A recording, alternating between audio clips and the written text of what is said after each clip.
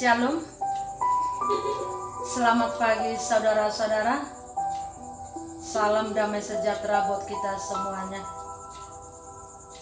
Sebelum kita memulai aktivitas kita pada pagi hari ini, mari kita dengarkan firman Tuhan seperti yang tertulis dalam Almanak HKBP Selasa tanggal 21 April 20, yaitu Yesaya 33 ayat 22. Demikian firman Tuhan.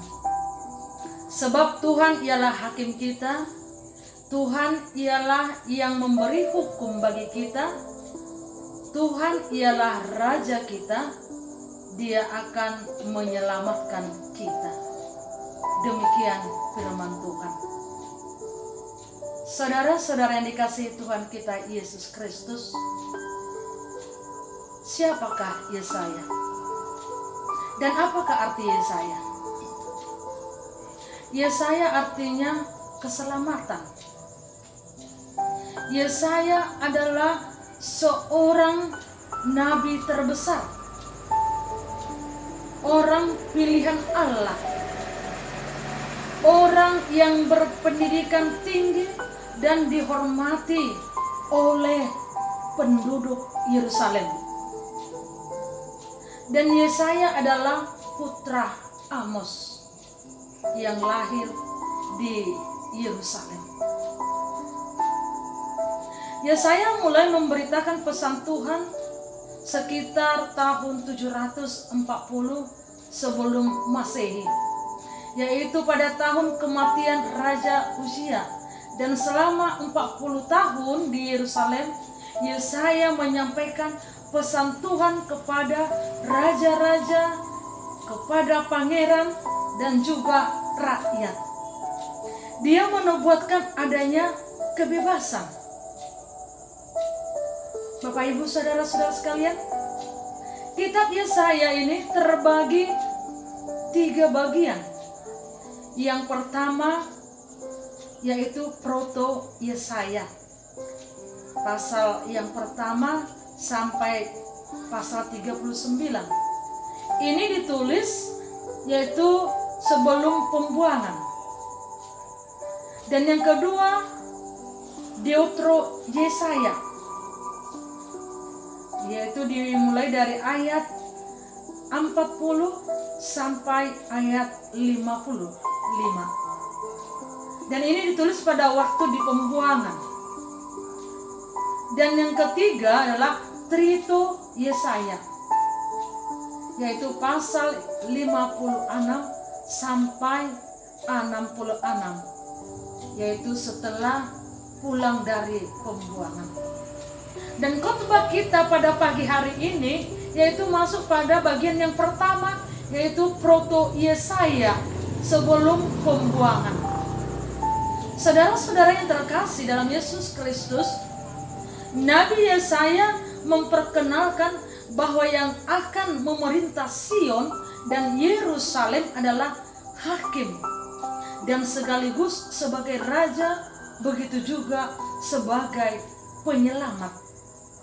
Ketiga jabatan dan fungsi ini adalah satu kesatuan dalam satu pribadi yang akan memerintah umat Allah. Hal ini disampaikan oleh Nabi Yesaya, yaitu di tengah-tengah kehancuran dan kemerosotan akhlak, moral, dan ketidaksetiaan umat Israel dan raja-raja yang memerintah mereka, baik di kerajaan Yehuda maupun kerajaan Israel Utara. Karena raja-raja mereka telah berpaling dari Tuhan Israel dan menyembah kepada ilah-ilah lain.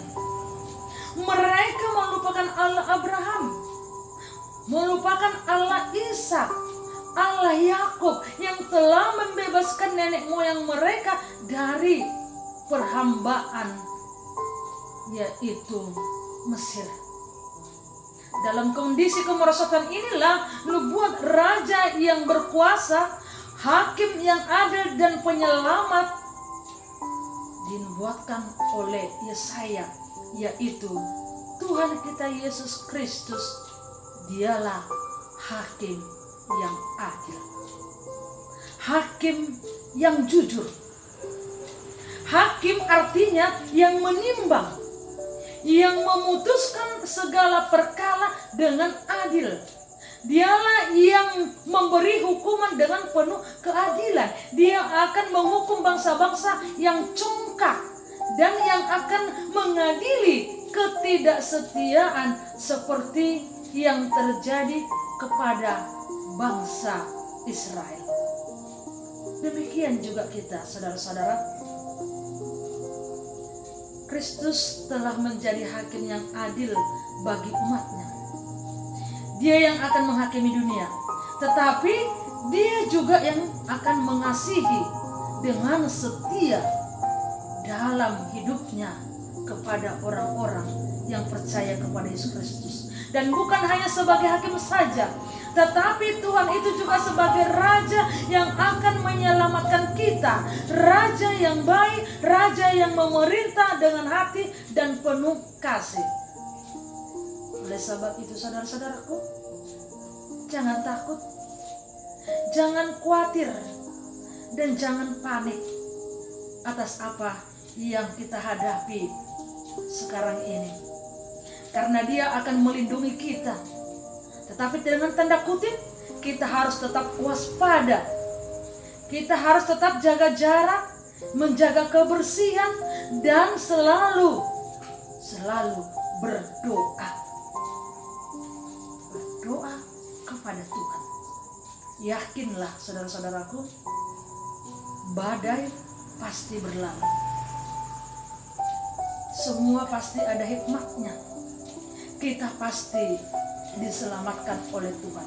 Karena Tuhan bukan hanya sebagai hakim, bukan hanya sebagai raja, tetapi juga Tuhan sebagai penyelamat, menyelamatkan orang-orang yang percaya kepadanya. Dialah yang akan menghalau musuh, dialah yang menjauhkan segala ancaman dan membebaskan kita dari masalah yang kita hadapi. Jadi ketiga jabatan dan fungsi inilah yang kemudian digenapi dalam diri Yesus Kristus, Mesias Allah. Sebab Tuhan ialah hakim kita. Tuhan ialah yang memberi hukuman. Tuhan ialah yang memberikan rasa kedamaian, rasa aman di dalam hidup kita, yang menjaga kita dengan kuasa-Nya. Oleh karena itu, saudara-saudaraku, jangan andalkan kemampuan, jangan andalkan kekuasaanmu, dan jangan berpaling dari jalan Tuhan. Tetapi andalkan iman, andalkan kuasa dan kekuatan Tuhan kita Yesus Kristus. Tuhan memberkati. Amin.